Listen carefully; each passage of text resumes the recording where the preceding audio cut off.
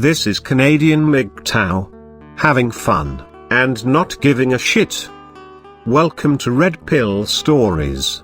It's a difficult pill to swallow, understanding that everything you were taught, everything you were led to believe is a lie. But once you learn it, internalize it, and start living your new life, it gets better. Learn from these stories. Today's video is called, Stepdad Takes 10 Years to Find Out He's an ATM. The following story was written on June 3, 2013 on reddit.com in the subcategory called Off My Chest. Here is the story. My stepdaughter will be getting married on August 3rd. The wedding planning has consumed most of her and her mother's life. I say her mother because we aren't married, though we've lived together for 10 years, for the past 6 months. My stepdaughter graduated last December from university. I paid for her to go to college, though it was a state school, it still ran $40,000. She does not have a job and has been living with us for the duration of her college career and since her graduation. I also bought her a car to get back and forth from school when she finished high school. From time to time her deadbeat father would pop into her life and she would fawn all over him. Although he has not contributed a cent to her education or paid any child support, though that is my girlfriend's fault as child support was not part of the settlement, she still loves him and wants him in her life. He stays long enough to break her heart by skipping town and breaking some promise that he made her. The wedding venue holds 250 people max. I gave them a list of 20 people that I wanted invited, since I was paying for everything. They told me that was no problem and they'd take care of it. So I let these people know they'd be getting an invite and they should save the date. Saturday, I saw one of my friends on this list at the golf course and asked if he was coming. He told me that he wasn't invited.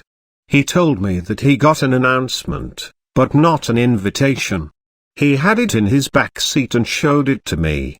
Sure enough, it was just an announcement, and my name was nowhere on it. It had her dad's name and her mom's name and not mine. This led to a pretty big fight with my girlfriend, as I found out that none of my list of 20 made the cut for the final guest list because 250 people is very tight. I was pissed, but not a hell of a lot I could do because the important people in my life had already been offended. My girlfriend said if some people didn't RSVP yes, I might be able to get a couple people in. But that is an ultimate slap in the face in my opinion. So, I was boiling on Saturday. Yesterday, we had a Sunday dinner with the future in-laws family and us and a surprise guest, the real dad. At this little dinner my stepdaughter announced that her real dad was going to be able to make it to her wedding and that now he'd be able to give her away. This was greeted with a chorus of "Oh how great and how wonderfuls." I don't think I have ever felt so angry and so disrespected. I was shaking. I took a few seconds to gather my composure, because I honestly wasn't sure if I would cry or start throwing punches or both.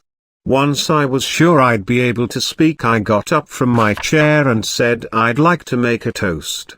I can't remember exactly what I said but the gist of it was this: I'd like to make a toast. The sound of spoons against glasses ring in my ears. It has been my great pleasure to be a part of this family for the past 10 years. Or, how sweet. At this point in my life I feel I owe a debt of gratitude to bride and groom, because they have opened my eyes to something very important. Confident smiles exchanged. They have showed me that my position in this family is not what I once thought it was. And now a glimmer of confusion and shock begins to spread on the faces in the room. Though I once thought of myself as the patriarch or godfather of the family, commanding great respect and sought out for help in times of need. It seems instead that I hold the position of an ATM, good for a stream of money, but not much else. As I have been replaced as host, both on the invitations and in the ceremony, I am resigning my financial duties as host to my successor, Real Dad. So cheers to the happy couple and the path they have chosen. You all can let yourselves out. I finished my drink. The immediate aftermath was tantrum and people sitting there mumbling while not actually saying anything to me, but to each other. After much yelling with the girlfriend about me being selfish, I spent the night in my home office and no one knocked on my door, not once. Today's aftermath is kind of depressing for me. Girlfriend brought me bride's wedding planner to show me how much work I was ruining. I thumbed through it, found a page in the music section for father-daughter dances. All of the songs were catered to Real Dad's taste. So I thought they were just being disrespectful, but now I'm feeling like they never really give a crap at all. Especially since the menu included 2 ingredients I'm allergic to. That actually made me laugh. Either way, I'm glad to be done. Returned the planner and asked her when she and bride could move out. Also, I never promised to pay for the wedding. I offered them the use of my home when they were sure it was going to be small, but other than that, all I've heard is how it's the bride's family that should pay. So, let it be the bride's family then, also known as, not me. Is this selfish? I'm supposed to shell out 40 to 50 grand for a wedding that I can't invite anyone to? That I am not a part of? I'm so done with this crap. I'm done with my stepdaughter, I'm done with my girlfriend. I transferred the money out of our joint account last night. She has not had a job since she moved in with me. This morning I called all the vendors I had written checks to for deposits, to refund my money.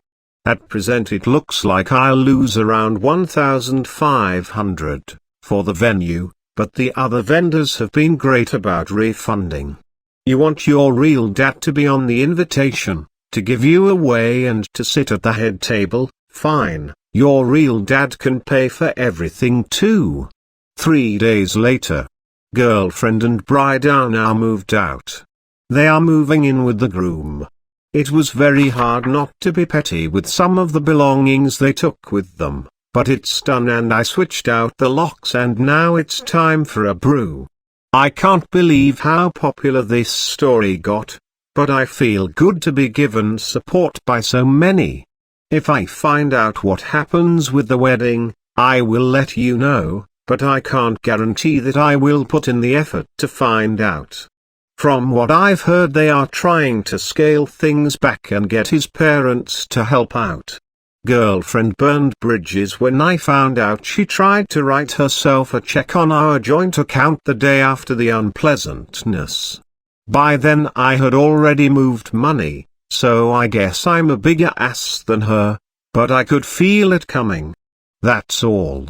Thanks. This concludes this article. If you enjoyed this video, please comment, rate and subscribe. Thank you. This is Canadian MGTOW, signing off. Save yourself. Go MGTOW.